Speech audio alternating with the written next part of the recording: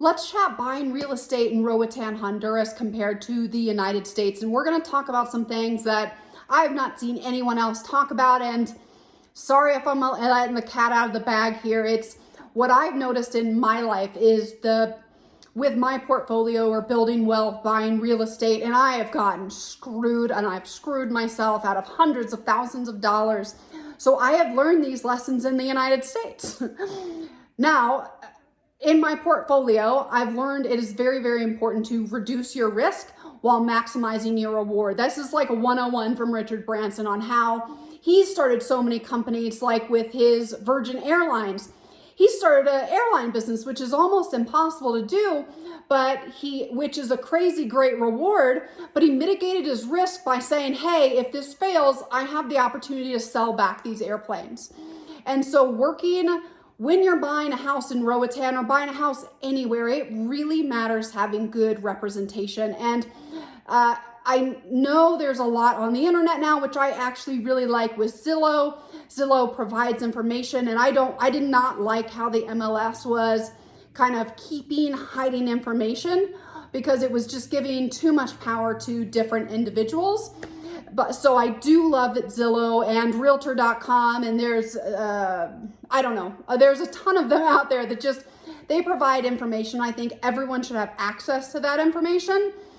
With that said, Zillow also lost $1.2 billion last year or 2 years ago buying houses in markets that they did not know. So even though you have all that tangible information, that local knowledge, that local representation does actually matter. I mean, Zillow took a massive hit, and Zillow is probably the market leader when it comes to that kind of iBuying programs, compared to a lot of other ones that I'm sure will be going out of business this year. And you know what? I don't like when anyone loses their job, but I do not like some of the shenanigans I saw in Colorado with these iBuyer programs and how my clients were treated. I know I had to pay a lot of money to make things right when these other companies were acting really, really shady.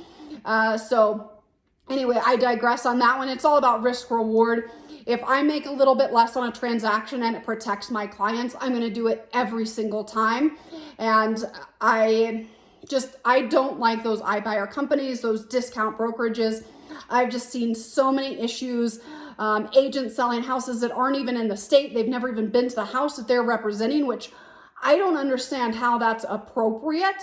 But anyway, I digress again about the real estate industry. So buying in Roatan versus maybe buying in Colorado, and I'm just speaking to Colorado and the United States because I'm licensed there, and so I can speak to it. In Colorado, if you do for sale by owner, there are fail safes. But I also want to reiterate, if you decide to use closing or a closing attorney, so if you don't use a realtor, you have to use an attorney. That attorney is mostly there for the contract and making sure the contract is sound. They're not actually negotiating on your behalf. They're not acting in a fiduciary interest, which is what a realtor in Colorado does. And what I'm legally responsible for is I have to act as your fiduciary, especially once you sign that buyer agreement. The real estate attorney or the closing attorney, they facilitate the contract. They make sure the contract's good. They're not negotiating on your behalf. They're neutral. They're Switzerland. They're not on anybody's side. They're just trying to make sure it's an appropriate contract. Doesn't mean you're not signing something stupid. I mean, I've seen it all the time. And so it's just there. And I think that's kind of a misconception that, the attorney's going to make sure it's done right. Well, you're right. They're going to make sure that it is a legally binding contract. Absolutely. But they're not negotiating what the terms are. You can sign whatever the heck you want. That's not their job. Their job is not you and making sure you don't sign something stupid. And sorry, short for words right now, but they are just making sure it's a legally binding contract. That's it. That's the same in Roatan Honduras. If you hire just an attorney, they're going to facilitate the contract itself, or if you're going direct with someone, you might not, and if you don't have that representation, it really increases your risk for a couple percentage points, couple $1,000s when you're buying something in the hundreds of thousands of dollars. And I just don't think it's worth the risk. It's the same as buying insurance in the United States. And I'm really glad that I had good have good insurance, because my house just got burnt down in a wildfire. 14 months later, I'm still dealing with that shenanigans. Ooh, almost had one right there. But so it's just about risk mitigation. And so in the US, you work without an agent, and you do know what you're doing. It's probably okay, but I mean, and here's the thing, I've also used an agent. Why I became licensed is I completely got screwed over by an agent who provided me with falsified documentation. If I had just worked directly without that agent, I probably would have done my own due diligence and wouldn't have been provided with those false documents. So, you know, there's always two sides to everything, but in Roatan Honduras, there is no fail-safe, there is no bottom. And once money transfers, that money is gone. It's going to almost take an act of God to get that money back if there is something wrong with that transaction. Now, that doesn't mean if you are doing an above board transaction, you know, you put your 10% down in escrow, something doesn't work out, contract terminates, you do get your money back. But that's when you use the appropriate channels. You use an escrow, that money is in a safe spot. It's not necessarily in a builder's bank account. So you do want to, well, lots of fail safes. There's not a lot in Roatan if you are not going to work with an agent. And an agent, like if you work with me, we are going to put that money in a secured bank account. That is not it's not mine personally.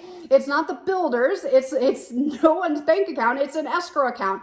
So there are protections for it. And so what I see, or what really concerns me a lot, is a lot of people are trying to work without agents. The agents do negotiate higher fees in Roatan, typically just because there's a lot more that goes into it. And same with attorneys, it costs more. There's no economy of scale in Roatan compared to the United States, so things do cost more. And it's weird because you're coming to a Central American country and you expect things to be cheaper when in fact that they are more expensive. But we can talk about economy of scale at a later date, but you have a lot more involvement with local individuals that do know what they're doing. But I have seen people skip out on the Realtor, which I'm not saying to use me. I'm just saying be very, very careful, especially if you're coming from another country, going to this country. It's not the same. The rules, I say they are similar, and that's the truth. But there are some massive differences, and the no fail safe is going to be your biggest problem in Roatan. Or once you transfer money, if you do not do it with the proper channels,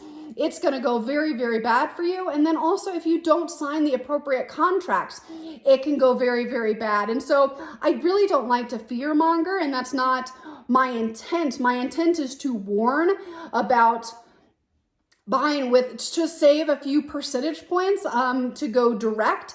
It's because, first of all, the person selling probably has more knowledge than the person buying, because they've at least bought once in Roatan Honduras. A lot of times people are first-time buyers in Roatan, and so you're already at a disadvantage when you don't have someone representing you, and the attorney is there to facilitate and make sure the contract's okay.